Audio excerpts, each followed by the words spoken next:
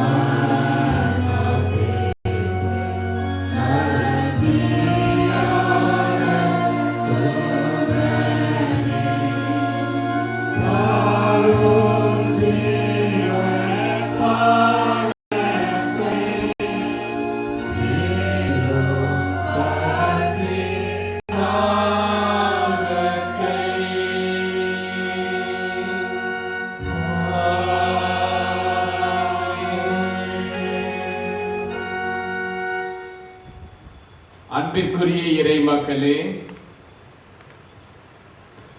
ஆண்டவருடைய பெரிதான கிருபையினாலே மீண்டும் இந்த ஞாயிறு வழிபாட்டிலே நாம் திருச்சபை திருக்குடும்பமாக இறை குடும்பமாக ஒன்று கூடி ஆண்டவரை வழிபடத்தக்கதாக போற்றி புகழத்தக்கதான ஒரு வாய்ப்பை இறைவன் நமக்கு கொடுத்திருக்கிறார். ஆகவே இந்த வழிபாட்டிலே வந்து இறைவரை துதிபாடிக் கொண்டிருக்கின்ற உங்கள் அத்துணை பேரையும் ஆண்டவராக இயேசு கிறிஸ்துவின் திருப்பெயரிலே என்னுடைய அன்பின் காலை வணக்கத்தையும் வாழ்த்துதல்களையும் அன்போடு கூட தெரிவித்துக் கொள்ளுகிறோம். ஆண்டவர் தாமே நம் உடனிருந்து அவருடைய பிரசன்னத்தை பெற்று செல்ல அழைக்கப்பட்டிருக்கிறீர்கள்.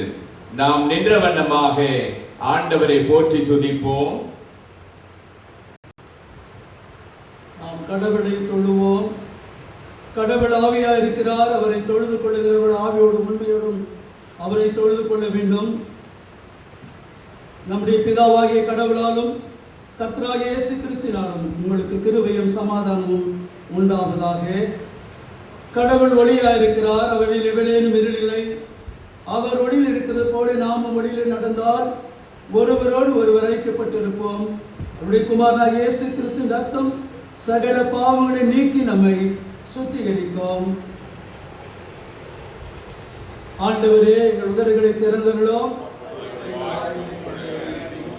பிதாவுக்கும் குமாரனுக்கும் பரிசுத்த ஆவிக்கும் மகிமை உண்டாவதாக.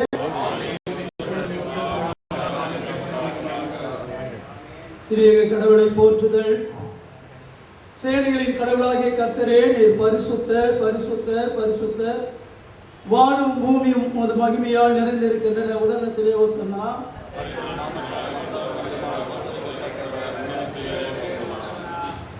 எங்கள் தந்தையாம் கடவுளே, உமது வல்ல ஞானத்தினாலும் எல்லாவற்றையும் படைத்து உமது குமாரன் எங்கள் இரட்சகராய் தரும்படி உலகத்தில் அன்பு கூர்ந்தீரே, உம்மை போற்றுகிறோம். குமாரனாம் கடவுளே, பாவத்தை தவிர்த்து எல்லாவற்றிலும் எங்களைப் போல் மனிதனாகி எங்கள் பாவங்களுக்காக ஒப்பு கொடுக்கப்பட்டு எங்கள் நீதிக்காக வைத்து எழும்பியவரே, உம்மை போற்றுகிறோம். பரிசுத்த ஆவியாகிய கடவுளே, எல்லா உண்மைக்குள்ளும் எங்களை வழிநடத்தி கடவுளின் அன்பை எங்கள் நெஞ்சில் பொழிகிறவரே, உம்மை போற்றுகிறோம். பிதா குமாரன் பரிசுத்த ஆவியாகிய கடவுளே, உமக்கே எக்காலமே எல்லா புகழும் மகிமையும் உண்டாவதாக. ஆமென். பாவரிக்கை. நமக்கு பாவம் இல்லை என்போமானால் நம்மை நாமே வஞ்சிக்கலாவோம். நமக்குள் உண்மை இல்லை. நமது பாவங்களை அறிக்கையிட்டால் பாவங்களை நமக்கு மன்னித்து வித அநீதி நீங்கி நம்மை சுத்திகரிப்பதற்கு அவர் நம்பத்தக்கவரும் நீதி உள்ளவர். நான் எழுந்து என் தகப்பனிடத்திற்கு போய், தகப்பனே, பரத்துக்கு விரோதமாக உங்கள் பார்வையிலும் பாவம் செய்தேன். இனியுடைய மகன் மகள் என்று சொல்லப்படுவதற்கு நான் பாத்திரன் அல்ல. உம்முடைய கூலிக்காரர் உருவாக என்னை வைத்துக் கொள்ளேன் என்பேன். கடவுள் ராஜ்யம் சமீபித்திருக்கிறது. மனம் திரும்பி சுவிசேஷத்தில் நம்பிக்கை வைப்போம். நமது பலவீனங்களுக்காக பரிதவிக்க முடியாத பிரதான ஆசாரியர்கள் எல்லாவற்றிலும் நம்மை போல சோதிக்கப்பட்டு பாவம் இல்லாத பிரதான ஆசாரியர் நமக்கு இருக்கிறார். நாம் முழங்கால் படியிட்டு மௌனமாக நம்மை நாமே சோதனை செய்வோம். சர்வ வல்லமையுள்ள கடவுளிடத்தில் நாம் நமது பாவங்களை தாழ்மையோடு அறிக்கிடுவோம். பொதுவான இரண்டாம் பாவரிக்க ஜெபத்தை சேர்ந்து இருப்போம். எங்கள் தந்தையாம் கடவுளே, நினைவினாலும் வார்த்தையினாலும் செய்கினாலும் உமக்கு விரோதமாய் பாவம் செய்திருக்கிறோம். முழு மனதோடு நாங்கள் நேசிக்கவில்லை. எங்களிடத்தில் நாங்கள் அன்பு கூறுவது போல எங்களிடத்தில் நாங்கள் அன்பு கூறவில்லை. எங்களுக்கு இருக்க வேண்டும் என்று முடிவு கொள்கிறோம். எங்கள் பாவ அழுக்கை நீக்கி எங்களை சுத்திகரியும். எங்கள் குற்றங்களை விட்டுவிட எங்களுக்கு உதவி புரியும். எங்கள் ஆண்டவர் இயேசு கிறிஸ்து மூலமாய் வேண்டிக் கொள்கிறோம். ஆமென்.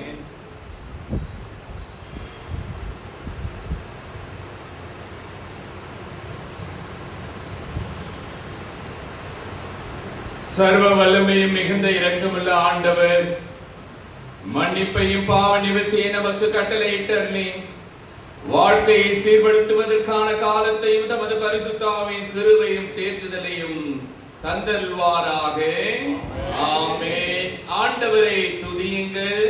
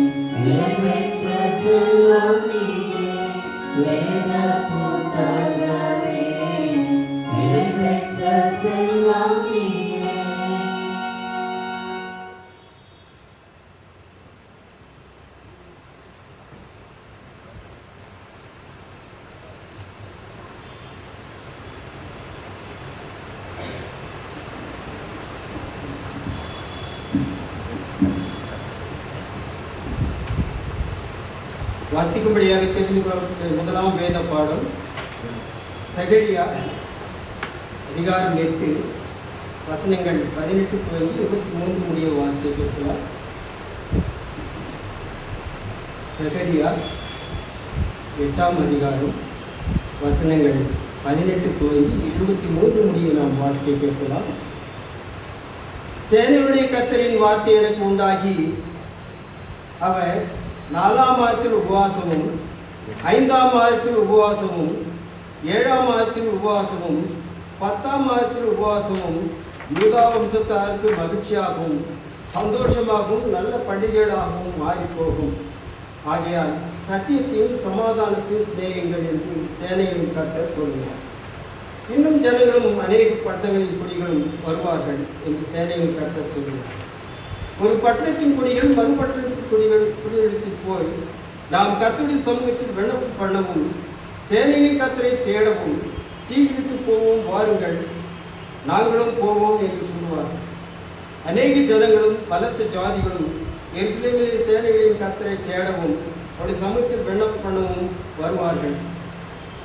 அந்நாட்களில் பலவித பாஷைக்காரராகிய பிரஜாதியாரில் 10 மனுஷர் ஒரு யூதனுடைய வஸ்திரத்தொங்கலை பிடித்து கொண்டு, தேவன் உங்களோடு இருக்கிறார் என்று கேள்விப்பட்டோம், ஆகையால் உங்களோடே கூட போவோம் என்று சொல்லி அவரை பற்றிக் கொள்வார்கள் என்று சேனையின் கர்த்தர் சொல்கிறார் என்றார். வாசிக்கும்படியாக தெரிந்தப்பட்ட முதலாம் வேத பாடம் வாசித்து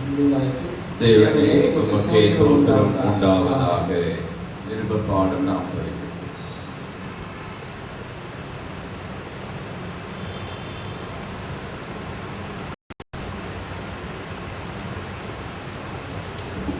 வாசிக்க தெரிந்து கொள்ளப்பட்ட இரண்டாம் வேதப்பாடம் ரோமர் 10ஆம் அதிகாரம் வசனங்கள் 9-17. ரோமர் 10ஆம் அதிகாரம் வசனங்கள் 9-17. என்னவென்றால் கர்த்தராகிய இயேசுவை நீங்கள் வாயினால் அறிவித்து தேவன் அவரை மரித்தோரிலிருந்து எழுப்பினார் என்ற இருதயத்திலே விசுவாசத்தால் ரட்சிக்கப்படுவார். நீதி உண்டாக இருதயத்தில் விசுவாசிக்கப்படும், ரட்சிப்புண்டாக வாயினாலே அறிக்கை பண்ணப்படும். அவரை விசுவாசிக்கிறவன் எவனோ அவன் வெட்கப்படுவதில்லை என்று வேதம் சொல்கிறது. யூதன் என்றும் கிரேக்கன் என்றும் வித்தியாசம் இல்லை, எல்லாரும் கர்த்தரானவர் தம்மை தொழுது கொள்கிற யாவருக்கும் ஐஸ்வர்யம் பண்ணவராய் இருக்கிறார். ஆதலால் கர்த்தருடைய நாமத்தை தொழுது கொள்கிற எவனும் ரட்சிக்கப்படுவான். அவரை விசுவாசியாதவர்கள் எப்படி அவரை தொழுது கொள்வார்கள்? அவரை குறித்து கேள்விப்படாதவர்கள் எப்படி விசுவாசிப்பார்கள்? பிரசங்கிக்கிறவன் இல்லாவிட்டால் எப்படி கேள்விப்படுவார்கள்? அனுப்பப்படாவிட்டால் எப்படி பிரசங்கிப்பார்கள்? சமாதானத்தை கூறி நற்காரியங்களை சுவிசேஷமாய் அறிவிக்கிறவர்களுடைய பாதங்கள் எவ்வளவு அழகானவைகள் என்று எழுதியிருக்கிறது. ஆனாலும் சுவிசேஷத்திற்கு எல்லாரும் கீழ்ப்படியவில்லை. அதை குறித்து ஏசாயா கர்த்தாவே எங்கள் மூலமாய் கேள்விப்பட்டதை விசுவாசித்தவன் யார் என்று சொல்லுகிறான். ஆதலால் விசுவாசம் கேள்வினாலே வரும், கேள்வி தேவனுடைய வசனத்தினாலே வரும். வாசித்து தெரிந்து கொள்ளப்பட்ட இரண்டாம் வேதம் வாசித்தாயிற்று.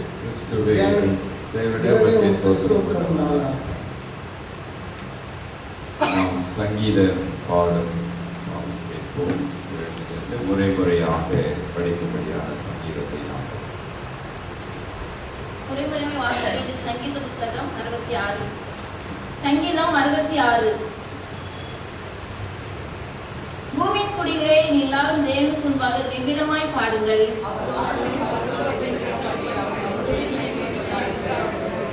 தேவனை நோக்கி உமது கிரியைகளில் எவ்வளவு பயங்கரமாய் இருக்கிறீர். உமது மகத்துவமான வல்லமை நிமித்தம் உடைய சத்துருக்கள் உமக்கு இரட்சகம் பேசி அடங்குவார்கள்.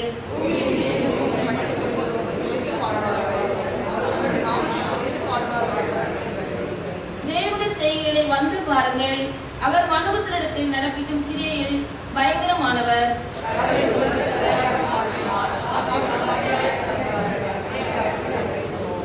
அவர் தம்முடைய வல்லமையினால் என்றென்றைக்கும் அரசாளுகிறார். அவருடைய கண்கள் ஜாதிகள் மேல் நோக்கமாய் இருக்கிறது. துரோகிகள் தங்களை உயர்த்தாதிருப்பார்களாக.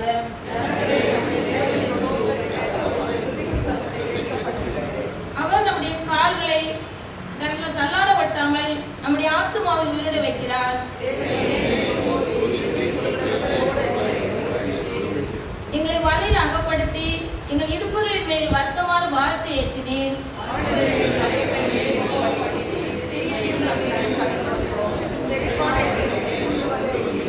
சர்வாங்க தகன வழியிலோட உமது ஆலயத்திற்கு பிரவேசிப்பேன்.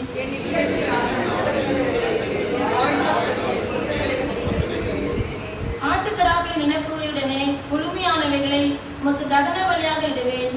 காளையையும் செம்மறியாட்டு கடாக்களையும் உமக்கு பலியிடுவேன்.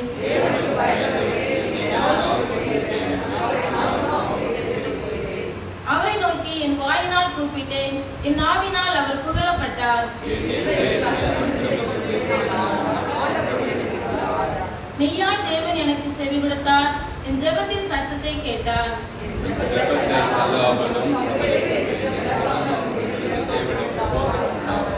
பிதாவுக்கும் குமாரனுக்கும் பரிசுத்த ஆவிக்கும் மகிமை உண்டாவதாக.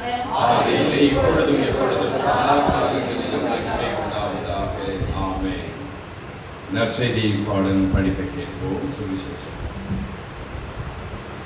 இன்றைய நாளுக்கென்று தெரிந்து கொள்ளப்பட்ட சுவிசேஷ வேத பாடமானது பரிசுத்த யோவான் எழுதின சுவிசேஷம் 1ஆம் அதிகாரம் வசனங்கள் 39 முதல் 42 முடிய. பரிசுத்த யோவான் எழுதின சுவிசேஷம் அதிகாரம் 1 வசனங்கள் 39 முதல் 42 முடிய. அவர் வந்து பாருங்கள் என்றார். அவர்கள் வந்து அவர் தங்கியிருந்த இடத்தை கண்டு அன்றைய தினம் அவரிடத்தில் தங்கினார்கள். அப்பொழுது ஏறக்குறைய 10 மணி வேளையாய் இருந்தது. யோவான் சொன்னதை கேட்டு அவருக்கு பின் சென்ற 2 பேரில் ஒருவன் சீமோன் பேதுருவின் சகோதரனாகிய அந்திரேயா என்பவன். அவன் முதலாவது தன் சகோதரனாகிய சீமோனை கண்டு மேசியாவை கண்டோம் என்று சொன்னான். மேசியா என்பதற்கு கிறிஸ்து என்று அர்த்தமாம். பின்பு அவனை இயேசுவினிடத்தில் கூட்டிக் கொண்டு வந்தான். இயேசு அவனை பார்த்து, நீ யோனாவின் மகனாகிய சீமோன், நீ கேபா எனப்படுவாய் என்றார். கேபா என்பதற்கு பேதுரு என்று அர்த்தமாம் என்றார் என்பதை வாசிக்கும்படியாக தெரிந்து கொள்ளப்பட்ட சுவிசேஷ வேத பாடம் வாசித்து முடிந்தாயிற்று. கிறிஸ்துவே உமக்கே மகிமை உண்டாவதாக. ஆமென். நாம் அமர்ந்த நிலைகளிலே கிறிஸ்தவ கீர்த்தனைகளில் 167வது கீர்த்தனை, நம்பி வந்தேன் மேசியா நான், நம்பி வந்தேனே திவ்ய சரணம் சரணம் சரணம் ஐயா நான் என்ற பாடலை நாம் அமர்ந்த நிலைகளிலே பாடகர் குழுவினரோடு இணைந்து பாடும்.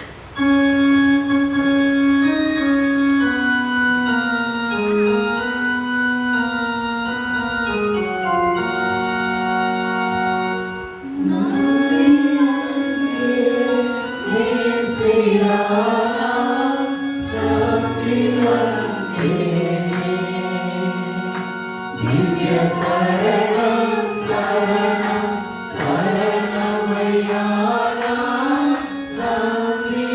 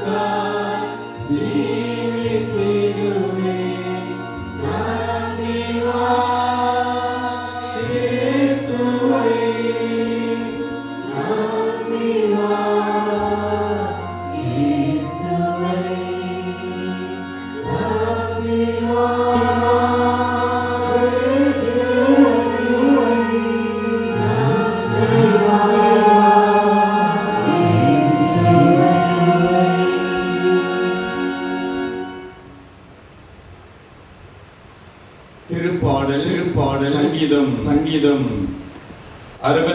66வது சங்கீதம் 5வது வாக்கியத்தை நாம் சேர்ந்து படிக்கலாம். சங்கீதம் 66:5.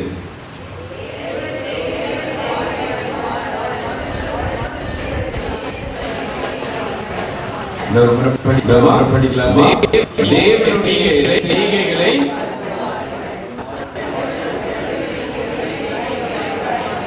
ஜெபநிலையில் இருப்போம்.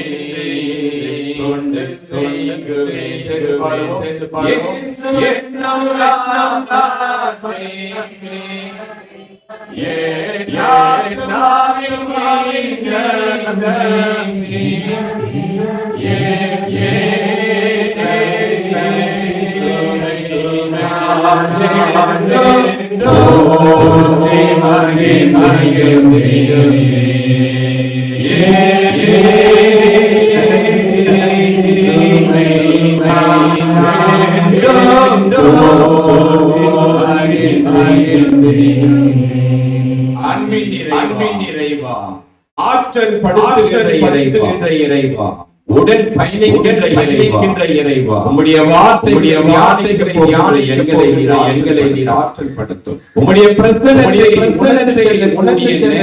நாங்கள் அமர்ந்திருக்கின்றோம். அடியேனின் வாயின் வார்த்தைகளும் இங்கே அமர்ந்திருக்கின்ற இருதயத்தின் சிந்தனைகள் உம்முடைய சமூகத்தை ஏற்படுத்த வேண்டுமா? ரட்சகர் இயேசு கிறிஸ்துவின் வழியாக வேண்டிக் கொள்கிறோம். அவ்வளவுதான சொல்ல முடியும். அல்லேலூயா. ஆமா. இன்று முழுவதும் வழிபாடு நடத்தி இந்த இரவு ஒரு ஆண்டு விழா நடத்த நானே கண்டிப்பாங்க கூட இந்த வழிபாடு வந்து உட்கார்ந்து ஆண்டவரை ஆராதனை விட்டு வழிபாட்டை நிறைவு செஞ்சு நீங்க எவ்வளவு சத்தமா பேசணும். அல்லேலூயா. ஆண்டவருடைய நாமம் மகிமை உண்டாக இறை அடியவருக்கு மீண்டும் ஒரு வாய்ப்பை கொடுத்து இந்த வழிபாட்டு தந்து ஆண்டவரை வழிபாடு ஒரு அருமையான சாட்சியத்தை நமக்கு கொடுத்தமைக்காக கடவுளுக்கு நன்றி செலுத்த கடமைப்பட்டிருக்கிறோம். ஆகவே இந்த வழிபாட்டில் இணைந்து ஆண்டவரை துதிபாடு அத்துணை பேரையும் பார்க்கின்ற பொழுது உண்மையாகவே மகிழ்ச்சியாக மீண்டும் அனைவரும் காலையும் வணக்கத்தையும் வாழ்த்துதல்களையும் தெரிவித்துக் கொள்ளுகின்றேன். எனக்கு லெஃப்ட் ஹேண்ட் யாருமே தோத்திரம் பண்ணி. ஆமா, thank you Sunday school department. Okay, இந்த நாளிலே நாம் சிந்திக்கும்படியாய் நமக்கு கொடுக்கப்பட்டிருக்கிற சிந்தனையானது என்ன தலைப்புங்க? பாருங்க, அங்க அனுப்பி இருக்கேன் நேத்து நைட்டு. என்னவா? சீடத்துவம் வந்து பாருங்க. Very good. ஆனா நீங்க சொன்னது எதுவுமே என் காதுல கேட்கல. டிசைபிள்ஷிப், அப்புறம் come and see, go and tell. அல்லேலூயா. ரொம்ப அழகான ஒரு தலைப்பு, அருமையான தலைப்பு, எனக்கு பிடித்தமான தலைப்பு. ஆமென். அப்போ இங்கே ஆண்டவராகிய இயேசு கிறிஸ்துவுடைய முழு முயற்சியும் அவருடைய எதிர்பார்ப்பும் அவருடைய அந்த நோக்கமுமே இதுதான் இருக்க முடியும் என்று சொல்லி நான் நினைக்கிறேன். சீடத்துவம் என்பது வந்து பாருங்கள், சென்று பகிருங்கள் அல்லது அறிவியுங்கள் அல்லது சொல்லுங்கள், எப்படி வேணாலும் இருக்கலாம். இங்கே அருமையான ஒரு தலைப்பை நாம் சிந்திக்கும்படியாய் நமக்கு கொடுத்திருக்கிறார்கள் என்று சொன்னால் அது மிகையாகாது. சரி, வந்து பாருங்கள், வந்து பார்த்துட்டோம். என்னத்தை பார்த்துட்டோம்? பார்த்தீங்களா? சும்மா அந்த மாதிரி இல்லை. லூக்கா 9வது அதிகாரம் 23வது வசனம் பாருங்க. லூக்கா 9:23.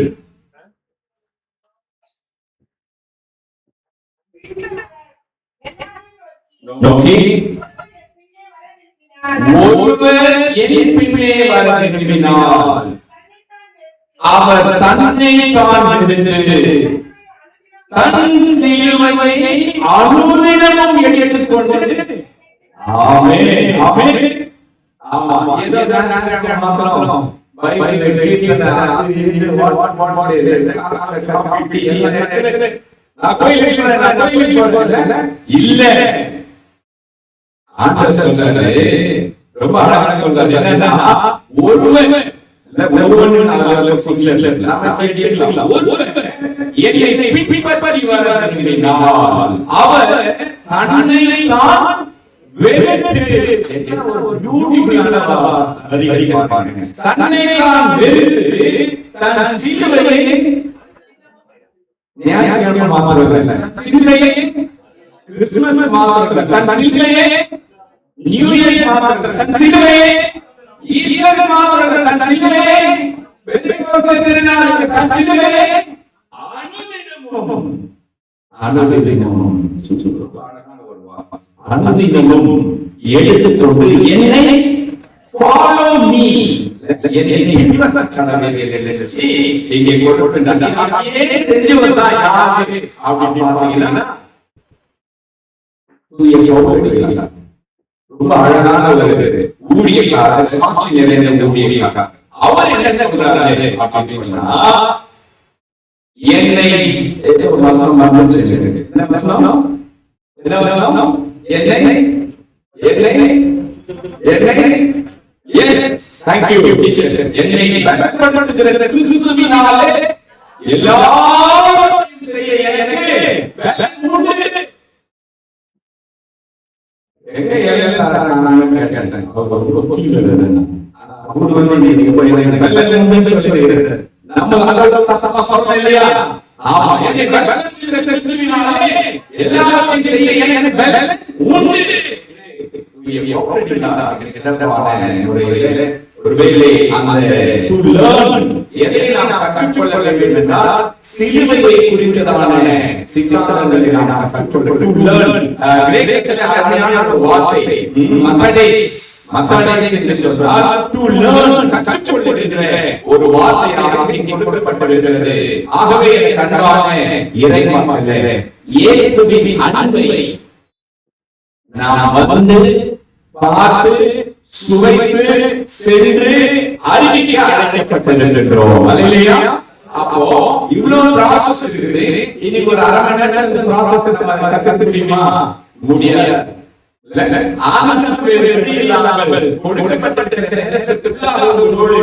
ஆண்டவருடைய வார்த்தையை நான் பகிர்ந்து கொள்கிறேன். ஒருவேளை முறையாக மாறி மாறி திருப்பாடல் சங்கீதம் 66வது சங்கீதம் 6வது வசனம் வாசிங்க.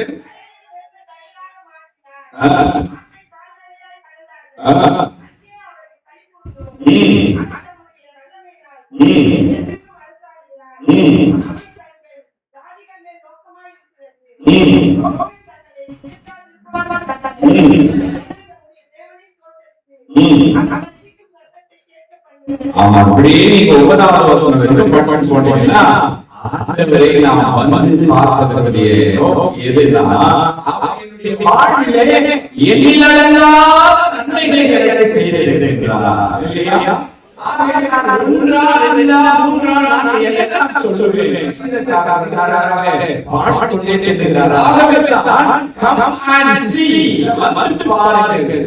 சென்று அறிவீர்கள் என்று சொல்லி இதை யார் சொல்றாங்கன்னா இயேசு கிறிஸ்துவினுடைய சீடராக இருக்கிறோம். Come see and go and tell.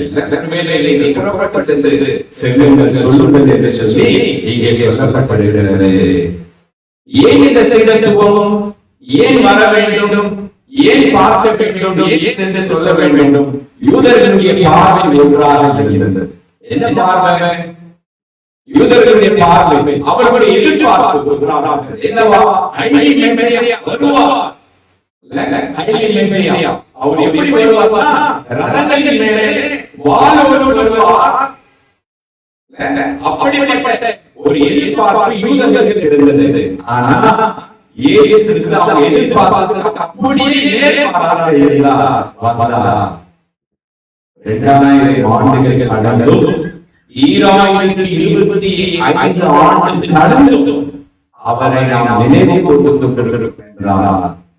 அவர் மேசியாவாக வருவதால் எப்படிப்பட்ட மேசியா என்றால் எல்லா மக்களுக்குமான இறைவனாக கண்மான இறைவனே.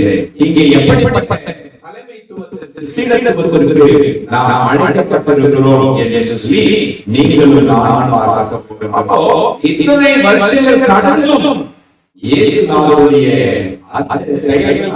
செயல்களை நினைவு கூர்ந்து அவர் அடுத்து சீடர்கள் அவர்கள் அவரை நினைவு கூர்ந்து இன்றைக்கு உலகம் முழுவதும் பறைசாற்றிக் கொண்டிருக்கிற ஒரு சூழலை நாம் அடுத்த மாதம் 3வது வாரம் நம்முடைய திருச்சபையில விசேஷமா நற்செய்தி பெருவிழா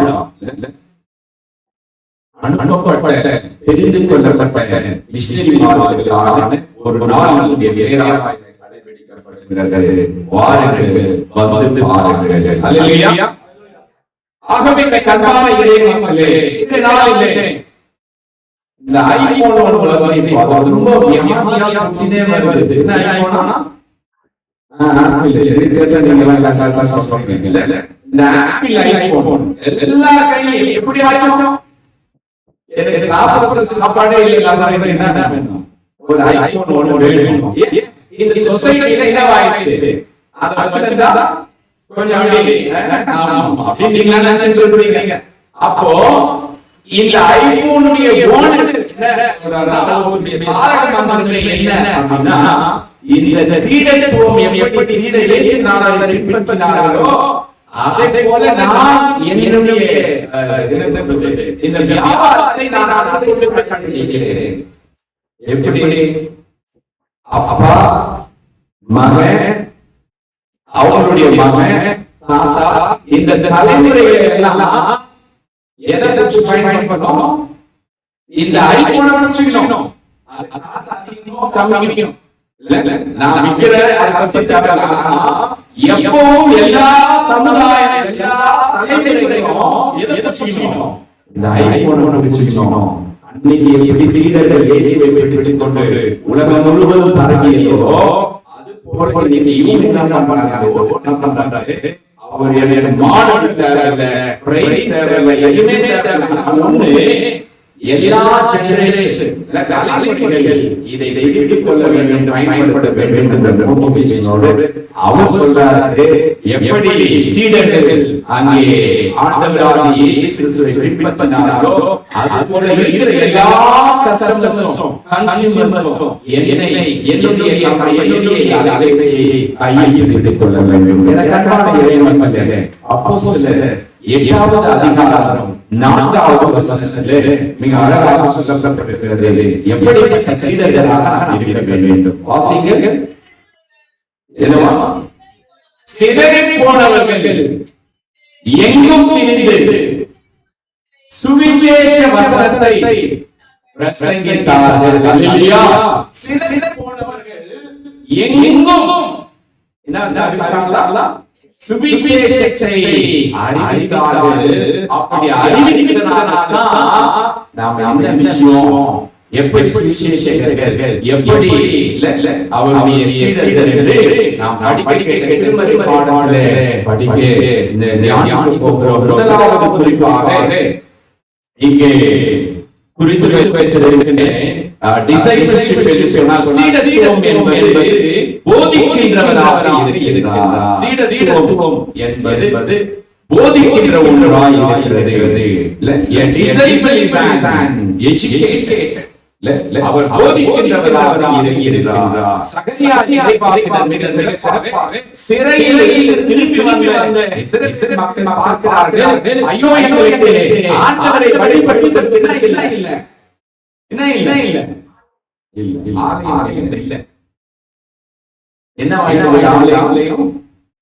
என்ன வாங்கியது? போயிட்டாங்க ஜனங்க. அதனால நினைக்கிறாங்க எங்களுக்கான சிட்டி, ஒரு சிறப்பான சிட்டி எங்களுக்கு இல்ல, அந்த சிட்டில ஆண்டவரை வழிபட ஆலயம் இல்ல. இப்படி எல்லாம் சோர்ந்து போயிட்டு பிறகுதான் ஆண்டவர் இங்கே சகரியா இறைவாக்கினரை அனுப்புகின்றார். வாசிங்கள் 8வது அதிகாரம் 21வது வசனம்.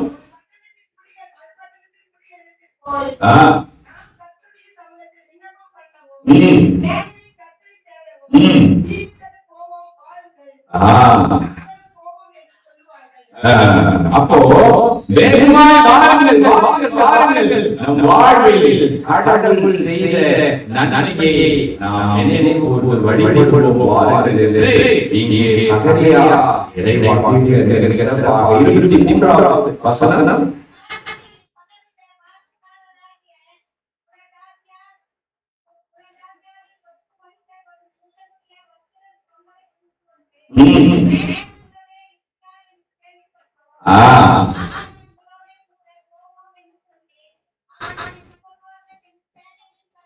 சொல்லுகிறார். ஒரே ஒரு யூதனை எத்தனை சண்டை புடிச்சிட்டாங்க? 10 பேர் புடிச்சிட்டாங்க. ஏன் புடிச்சிட்டாங்க?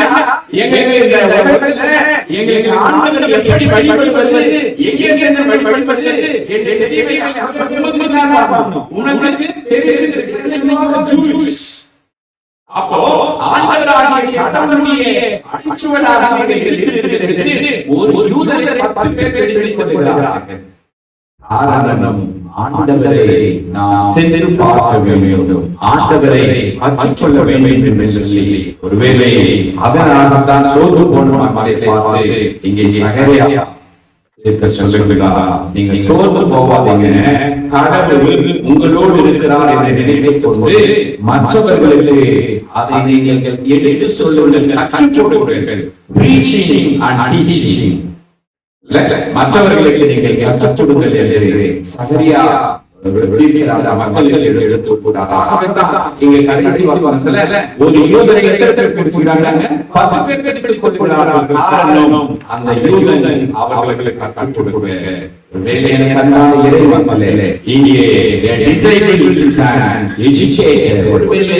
நாமும் அநேக ஆசிரியர்கள், அநேக ஊழியர்கள், அநேக இறைமக்கள் எல்லாரும் ஒவ்வொரு வாரம் வரோம், உட்கார்றோம், போய் முடிச்சுட்டு போகும்போது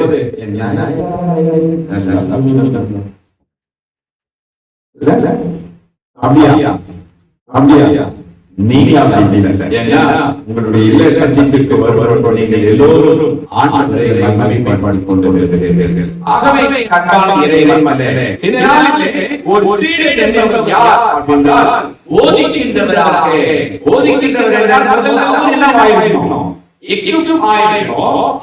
அப்படிப்பட்ட பண்புகளை நீங்கள் பெற்றுக்கொள்வீர்கள். ஆண்டவரை வழிபடுவீர்கள் என்று சொல்லி இங்கே சரியாக முதலாவது குறிப்பு. ஆகவே இங்கே டீச் அண்ட் ப்ரீச், போதிக்கின்ற போதனை செய்கின்ற அந்த போதனையை நாம் ஒவ்வொரு நாளும் சுவைத்து பெற்றுக் கொண்டவர்களாக இருக்கிற அழைக்கப்படுகிறோம். இரண்டாவது குறிப்பாக சீடத்துவம் என்பது அனுப்பப்பட்டவராக அவர் இருக்கிறார். ரோமன் திருச்சபைக்கு பவுலடிகளார் எழுதுகிறார். 10வது வசனம் 10வது அதிகாரம் 12வது வசனம் பாருங்க.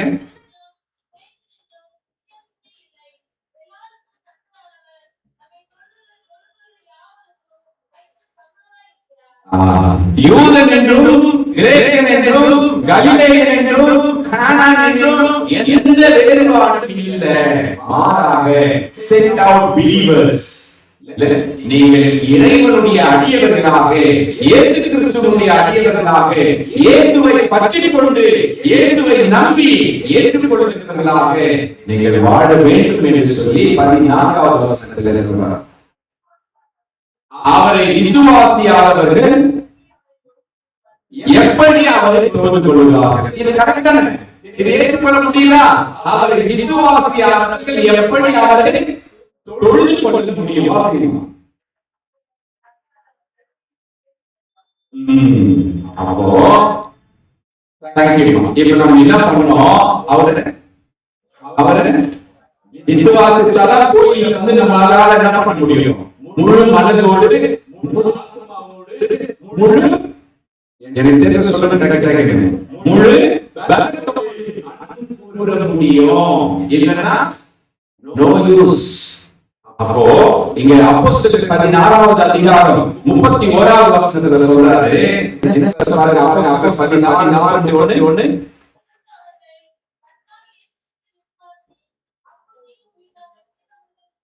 கர்த்தராகிய இயேசு கிறிஸ்துவை விசுவாசி, அப்பொழுது வாசிங்கமா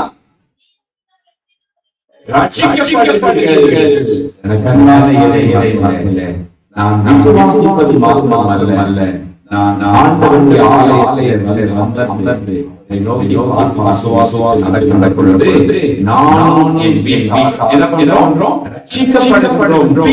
ஜீசஸ் கிரைஸ்ட். மார்க்கு 12வது அதிகாரம் 30வது வசனத்தில் சொல்லப்படுகிறது. மார்க்கு 12:30.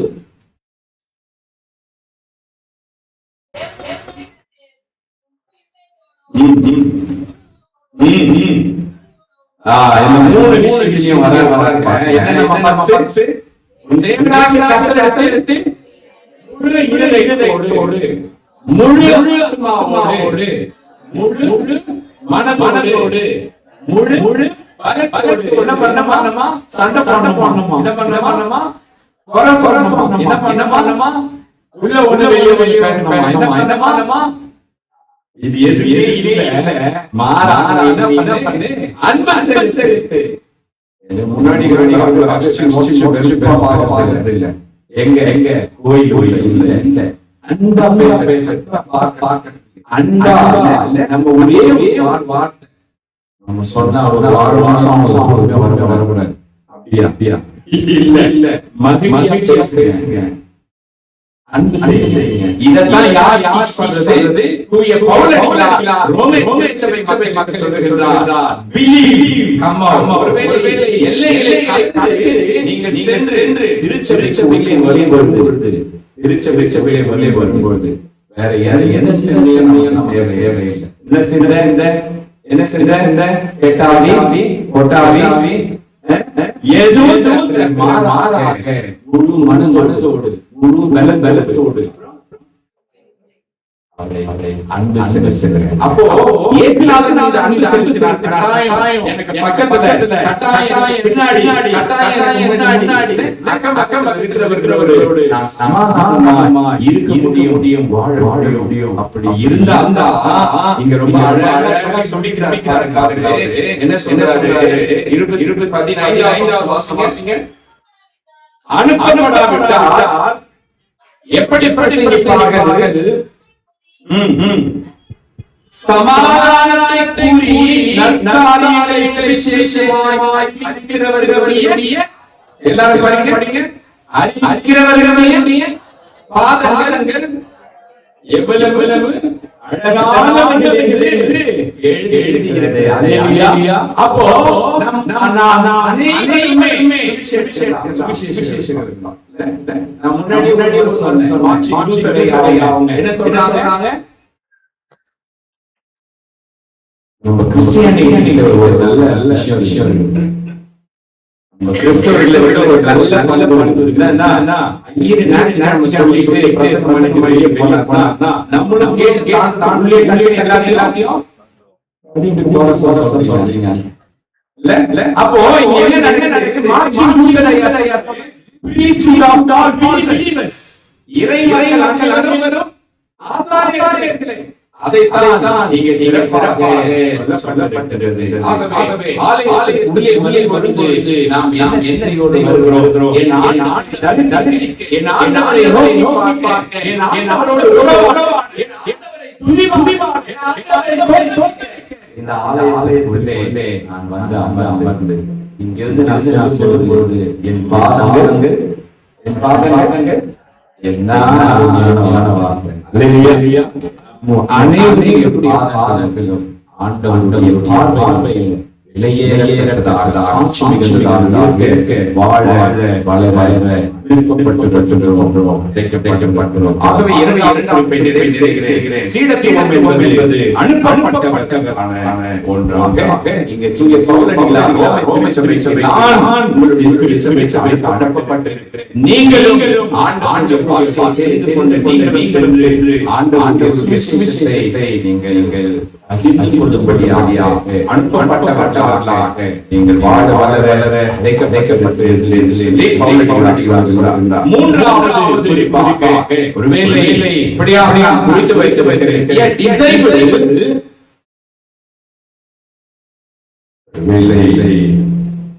ஆண்டவருடைய வார்த்தை சுவிசேஷ சீடத்துவம் என்பது இயேசுவை பிரதிபலிக்கின்ற பிரதிநிதிகளாக நாம் வாழ வேண்டும். அல்லேலூயா. இயேசுவை சீடத்துவம் என்பது இயேசுவின் பிரதிநிதிகளாக நாம் வாழ இல்லை. நீங்களும் நானும் அழைக்கப்பட்டிருக்கிறோம். வாசியுங்கள் யோவான் 1-வது அதிகாரம் 37வது வசனம்.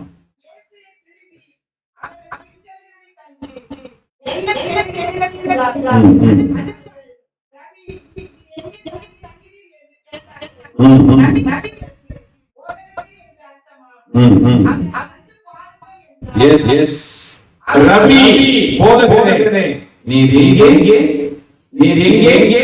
தங்கி இருக்கிறீர்? உடனடியாக பதில் சொல்றாரு. You come and see. வந்து பாருங்கள். இங்க ஒரு கான்வர்சேஷன் நடக்கிறது. என்ன அழகான உரையாடல்னா ரெப்ரசன்ட். ஒருவேளை ஆண்டவருடைய இயேசுவின் டிசைபிள் ரெப்ரசன்ட் ஜீசஸ். ஒவ்வொரு சீடர்களும் இயேசுவை பிரதிபலித்துக் கொண்டிருக்கிறார்கள். சீமோன் பேதுரு அவருடைய சகோதரன் யாரு? எஸ். இந்த அந்திரேயா அவருக்கு ஒரு ஸ்பெஷல் என்னது? என்னவா நான் தொட்டு பார்த்தாலுடைய நான் விட்டு பார்த்தாலுடைய அப்படின்னு சொல்றது இன்னொரு ஸ்பெஷல் ரெண்டு வேணும் யார் வச்சிருந்தது சிறு பையன் வச்சிருந்தாரா அதை கரை பண்ணி போயிட்டு யாரு யாரு அப்போ இவர் என்ன பண்றாரு ஒருவேளை அந்த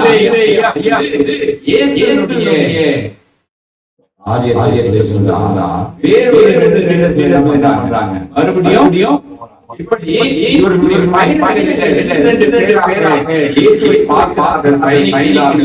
காரணம் இயேசுவை ஒருவேளை ரபி எங்கே தங்கி இருக்கிறீர் என்று ஆசையோடு கேட்கிறார். அதற்கு இயேசு சொல்கிறார் மத்தேயு 6வது அதிகாரம் 33வது வசனம் பாருங்களேன்.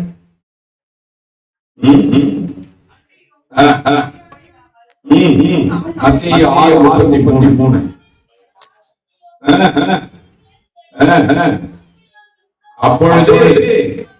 அப்போ வந்து பாருங்கள் என்று அழைக்கிறாரு.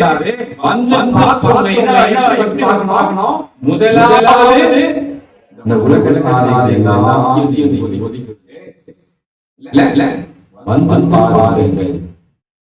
எதுக்கு சொல்றாரு?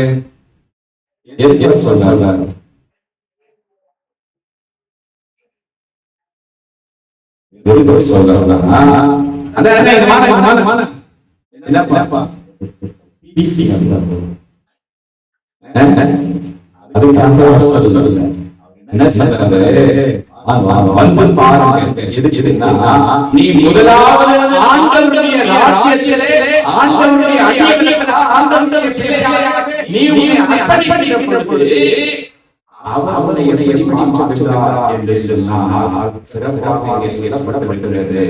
1வது அதிகாரம் 49வது வசனம் பாருங்க.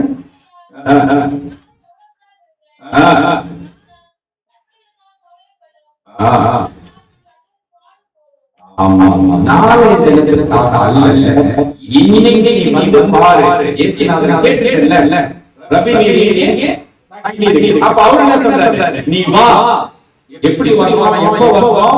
முதலாவது தேவனுடைய ராஜ்யத்தையும் அவருடைய நீதியையும், அப்பொழுது உங்களுடைய தேவைகள் இந்த உலகத்திற்கு தேவைகள் இல்ல உங்கள் வாழ்வாதாரத்திற்கு தேவைகளை ஆண்டவர் அவர் சந்திக்கிறவராக இருக்கிறார் என்று சொல்லி எதை நான் பேசுகிறேனோ அதையே நான் செய்ய வேண்டும் என்று சொல்லி இங்கே ஒவ்வொரு காரியங்களையும் செய்ததற்கு அவர் கற்றுக்கொடுக்கிறார். மாடல் இந்த சபை இல்ல, ஆயிரம் சரி நாம் சொல்லுகிறோம் என்றால் நம்முடைய சொல்லி நாம் இருக்க வேண்டும். சொல்லி ஆண்டவராகிய இயேசு கிறிஸ்து சீடர்களை ஃபாலோ பண்ணி என்னை பின்பற்றி வாருங்கள். அப்படி பின்பற்றி வந்தால் அவங்க எப்படிப்பட்டவர்களாக இருக்கணும்?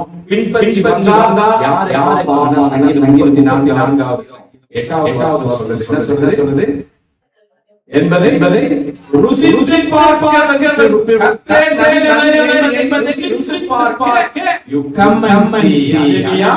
நீங்க எதுக்காக பாருங்க சொன்னா நாம் வளர இங்கே அறைகள் விடுகிறாரா? அப்படி வந்து வைத்து 10வது வசனம் 34வது சங்கீதம் 10வது வசனம்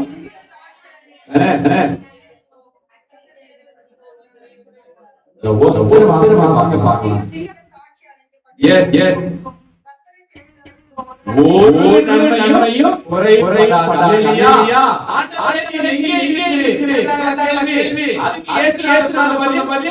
வந்து பாருங்கள். வந்து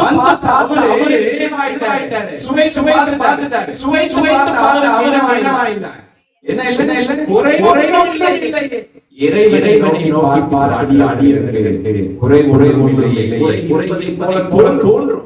சில நேரம் குறை ஏற்படும். அதன் மத்தியிலே இயேசு சொல்றாரு, you come and see. இயேசுநாதரை நாம் சென்று பார்த்து சுவை பார்த்து அவரை அறிவிக்கின்ற பொழுது இவைகள் எல்லாம் என்ன கூட பிரியாணி கூட இல்ல இந்த ஃபேமிலி இல்ல நான் அப்பளம் சொல்றேன் இல்ல எவையெல்லாம் என் வாழ்க்கைக்கு எவையெல்லாம் என் வாழ்வாதாரத்துக்கு தேவையானதோ அவையெல்லாம் இறைவரை நீங்கள் நோக்கி பார்க்க அழைக்கப்பட்டிருக்கிறீர்கள் சொன்னால் அது மிகையாக வசனம் யோவான் 4:40.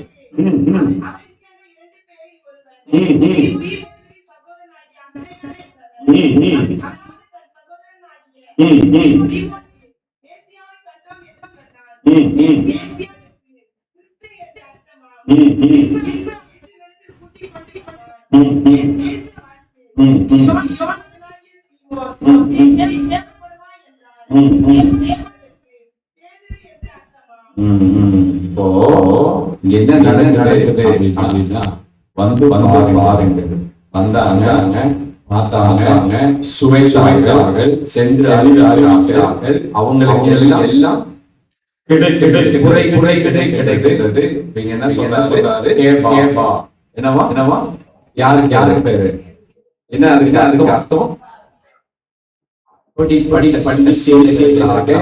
அப்படிப்பட்ட நீங்களும்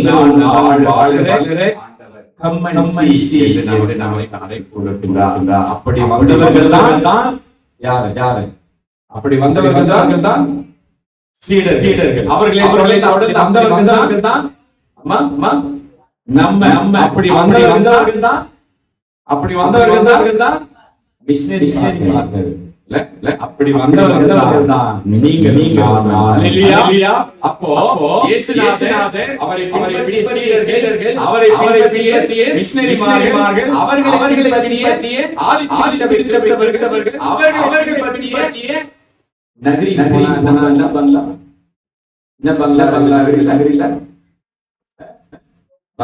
சொல்லுங்க யார் பேரு நம்ம சர்ச் பேரு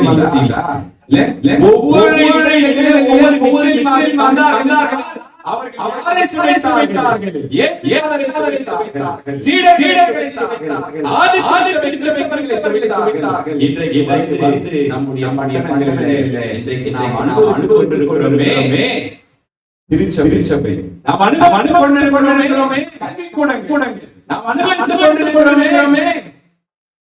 மருத்துவமனைகள் நாம் அனுபவித்துக் கொண்டிருக்கிறோமே வேலை நிறுவனங்கள் இப்படி பல நிலைகளிலே மிஷனரிமார்கள் வரவில்லை சொன்னால் இன்றைக்கு இந்த அழகான ஆலயத்துல நாம் அமர்ந்து வழிபடியாக ஒருவேளை மிஷனரிமார்களை சுவை பார்த்து வந்து பார்த்த இங்க இருக்கிற வயதானவர்கள் இருக்கிறீர்கள்.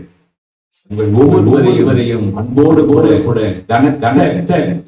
உள்ளத்தோடு நாங்கள் வாழ்கின்றோம். இந்த பகுதியில நீங்கள் இல்லை என்று சொன்னால் இன்றைக்கு இப்படிப்பட்ட ஒரு கிறிஸ்துவின் சாட்சிகள் குறைந்திருக்கும். இன்றைக்கும் இருக்கிறது என்றால் அதற்கு வயதானவர்கள் தான் நீங்கள் சுவைத்து அறிவித்துக் உங்களை நாங்களும் சுவைத்து அறிவித்து ஒரு வாய்ப்பை கொடுத்து கொண்டிருக்கிறோம்.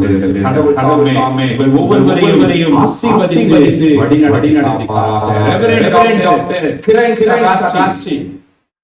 மங்களூரிலே அவர் இறையியல் கல்லூரி முதல்வராக சொல்லி அவர் சொல்றாரு, நான் சின்ன வயசு போது அப்பா இல்ல, எங்க அம்மா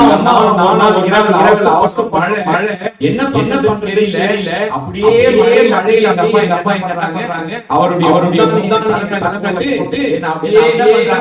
கூட்டி போறாங்க. ஏதோ ஒரு இடத்துல அந்த விளக்கு ஓரமா நிக்கிறோம். அப்போ ஒருத்தர் வந்து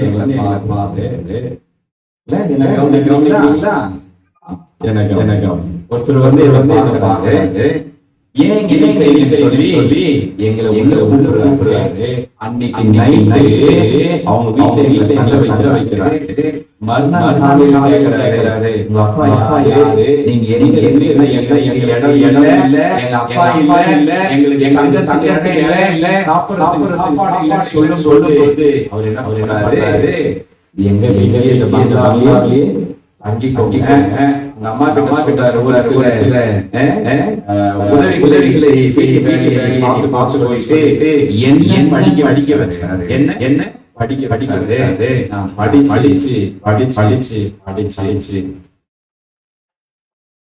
ஆண்டவர் ஏற்றி போட்டு இன்றைக்கு நான் என்ன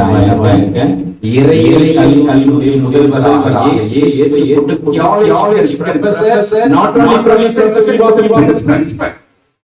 காரணம் சுவைத்து பார்த்தாங்களா எங்களையும் அழைத்தது, எங்களையும் சுவைக்க வைத்தது. சுவைத்து நான் இன்றைக்கு சுவைக்கும்படியாக அழைத்திருக்கிறேன். கண்களின் ஜெபம் செய்வோம். நானும் சுவை பார்த்து திருச்சபையை அமர்ந்து கொண்டிருக்கிறோம். மற்றவர்களுக்கு நாம் என்ன சாட்சியாக அறைகூவலை வைக்கிறோம் என்று சிந்தித்து பார்க்க அழைக்கப்படுகிறோம். அன்பின் நிறைவா உம்மை நன்மையோடு துதிக்கிறோம். இந்த மகிழ்ச்சியான நாளில் சீடத்துவம் என்பது வந்து பாருங்கள், சென்று மகிழுங்கள். Discipleship, come see and tell. மூன்று காரியங்களை நாம் சிந்தித்தோம். A disciple is a educator. A disciple is sent out. A disciple represents Jesus. இந்த மூன்று காரியங்களில் நாம் வளர ஆண்டவர் பாதுகாக்க வேண்டுமா? எங்களை ஆட்சி வேண்டுமா? அருமை இரட்சகர் இயேசுவின் வழியாக வேண்டிக் கொள்கிறோம். ஆமென்.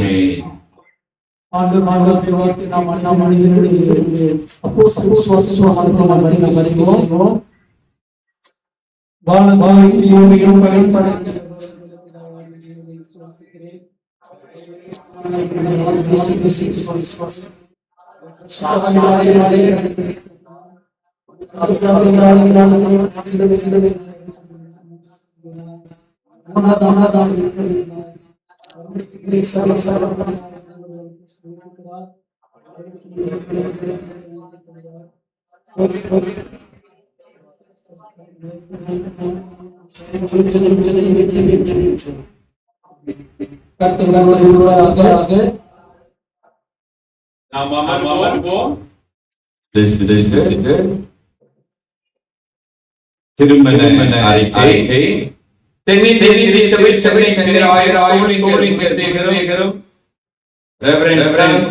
நினைவாளை சார்ந்த திரு ஜோசப் திருமதி அமலி அவர்களின் மகள் செல்வி ஓவியா அவர்களுக்கும் வேலூர் மாவட்ட சார்ந்த திரு திருமதி ஸ்டெல்லா அவர்களின் மகன் செல்வி அவர்கள் திருமணம் செய்ய நிச்சயிக்கப்பட்டிருக்கிறது. இவ்விருவரும் சேரக்கூடாத நியாய தடையோ காரணமோ இருக்குது. ஆனால் சபை ஆயருக்கு எழுத்து தெரிவித்தபடி பட்சமாக்கிக் கொள்ளப்படுகிறீர்கள். இது இவர்களுக்கான மூன்றாம் திருமண ஜெபம் செய்வோம். அன்பின் நிறைவா திருமணத்தை ஆண்டவர் ஆசீர்வதிக்கின்றேன்.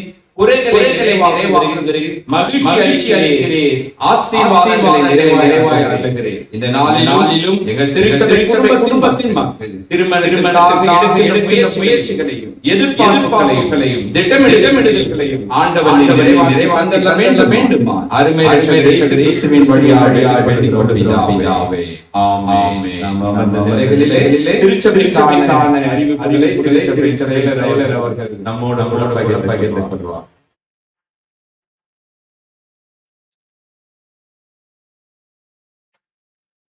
திருச்சபைக்கான அறிவிப்புகள் இன்று யாவரும் ஆண்டவராகிய இயேசுவின் நாமத்தில் வாழ்த்துதலை தெரிவித்துக் கொள்கிறேன். கடந்த வாரம் ஜெனரல் 46,663 வெட்டிங் 45,653 21/6/2006 ஆராதனை பொது காணிக்கை 8,884 சபை 5,540 நற்செய்தி 1,070 என்பது பெண்கள் ஐக்கியம் 50 சிறு பணி 960 ஆர்ப்பணி 1,010 விடுதலை நிதி 1,360 பிறந்த நாள் 2,550 ஏழை 1,200 கட்டிட 1,200 அலரை தோட்டம் 640 ஆகம் 7,984 இன்றைய இருப்பு ஜெனரல்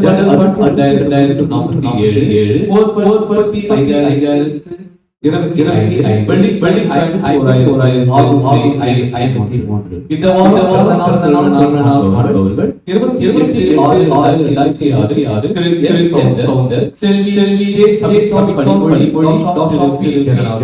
29,6,2006 செல்வம் 1,7,2006 செல்வம் Ashmi திருமதி சுரேஷ் மணி செல்வராஜ் 3,7,2006 செல்வன் ஆனந்தன் 4,7,2006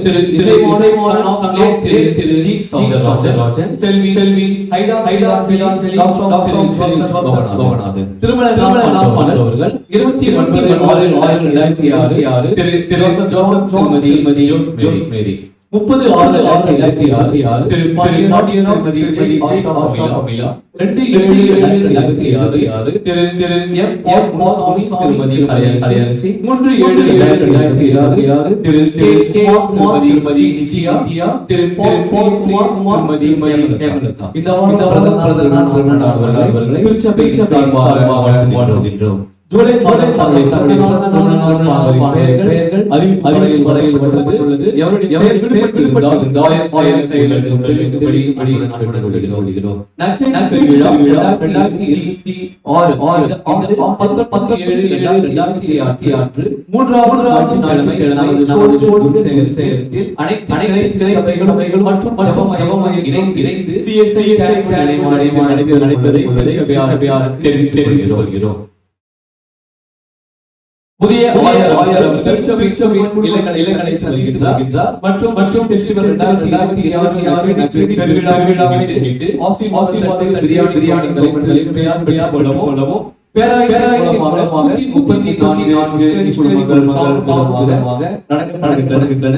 நற்செய்தி பெருவிழாவுக்கு திருச்சபை மாநிலங்களை கொள்கிறோம். 1,7,2006 காலை திருவிருந்து ஆராதனை காலை 6 மணிக்கு நடைபெறும் என்பதை திருச்சபையார் வழிபாட்டில் 1,7,2006 அன்று மாலை 6 மணிக்கு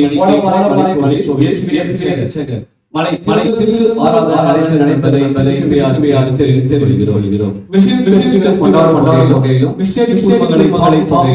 பெண்கள் ஐக்கிய சார்பாக உளுத்தமடை சிவிலி விற்பனைக்கப்படுகிறது. திருச்சபையார் நன்றி.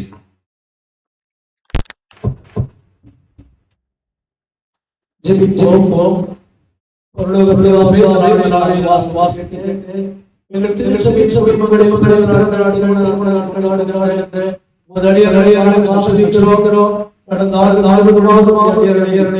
பாதுகாத்து நிறைவான ஆசீர்வாதங்களை தந்து இந்த நாட்களிலே பாக்கியத்தை கொடுத்து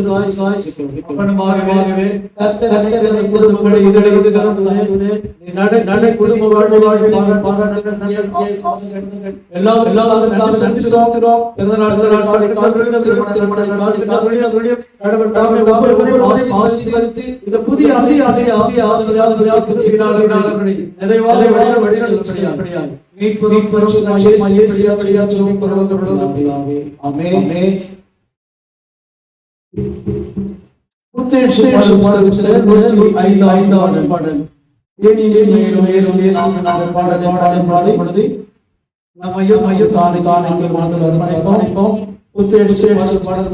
ஐந்தாவது பாடல் பாடலை நம்மையும் காணி கவனிப்போம்.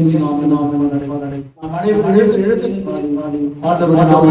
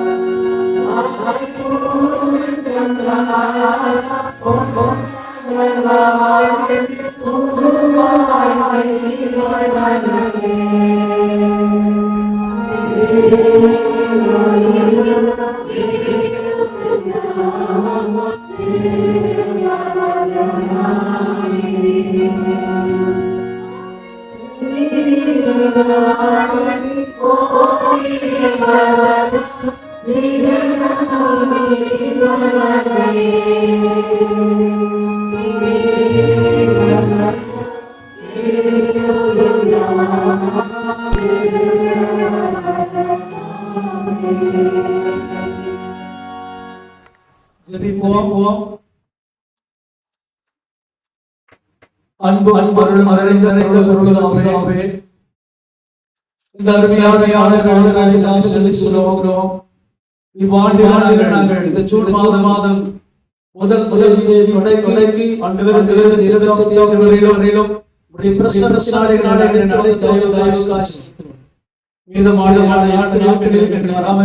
பாதுகாத்துக் கொண்டு புதிய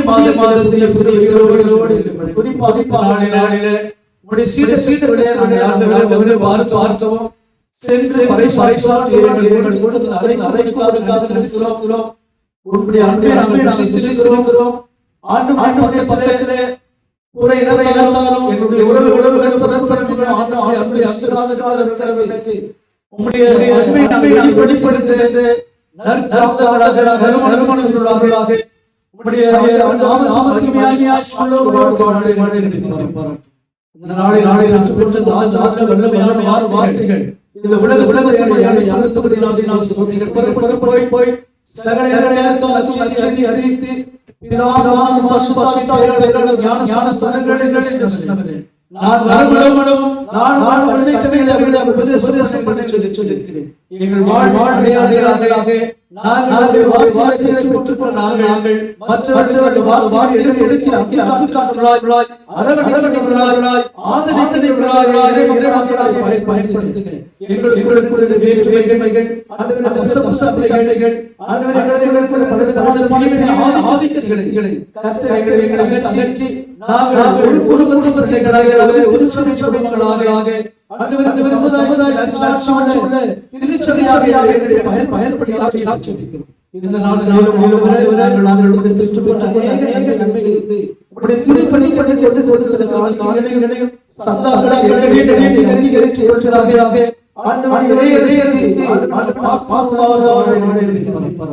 எங்கள் திருச்சபையில் சுகவீனமாயிருக்கிறவர்கள்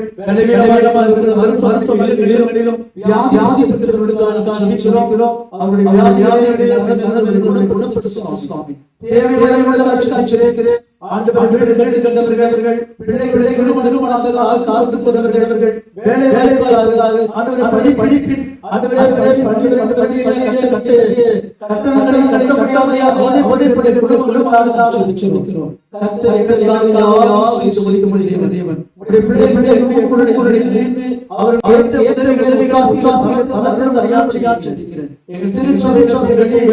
படிப்பின் மாநிலங்களிலும் வெளி மாவட்டங்களிலும்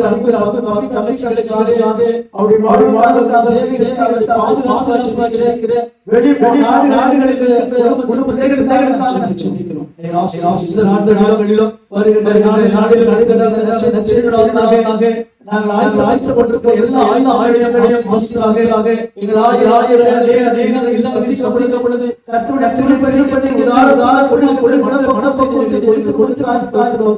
எங்கள் பெண்களை சரியாக செயல்பட இந்த விற்பனை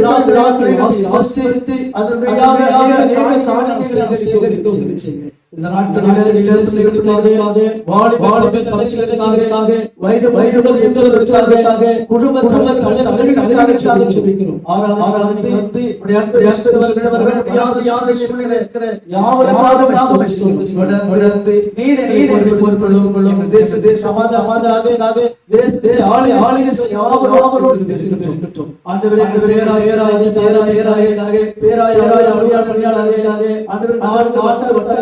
அனைத்து ஆலய பெருமக்களுக்காக நற்செய்தி பணியாளர்கள், ஆலய பணியாளர்கள், தோட்ட பணியாளர்கள், ஆலயத்தில் பாதுகாப்பு பணியில் ஈடுபடுகின்ற யாவருக்காக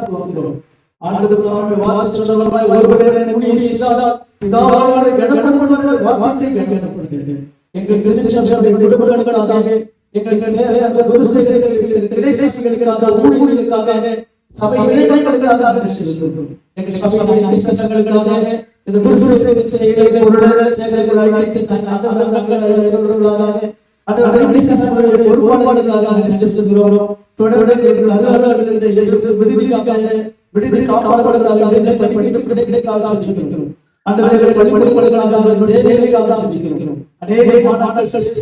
இந்த பள்ளியிலே சிறந்த மாணவராக உருவாக்குவதை